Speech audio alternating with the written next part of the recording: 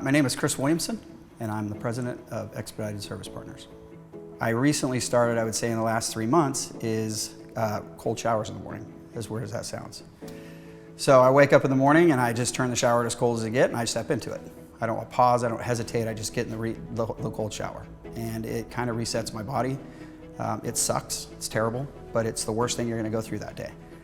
I think what excites me most about ESP is the ability to not only inflict change or bring change to myself or to the industry, but the people within our company. I don't think success is very fun unless there's other people there with you when you do it. I may be the guy that started the company and kind of steering the ship, but we're all in it together. The fact that we don't quit. You're asking gifts I've given from God. I don't know what it is that God's decided to give me. I believe it's resiliency, but I thank Him for it, and I use it every day, and we just don't quit. And I hope that kind of radiates out to other people around us. We're here 100% for our clients. I believe when I've talked to a lot of them, that's why they hire us. They hire us because we have pretty pinpoint focus on what we do.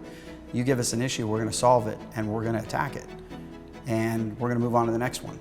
Right? We don't quit. We like to think we have an answer for most everything that comes at us, not because we've never necessarily done it, but we're gonna figure it out.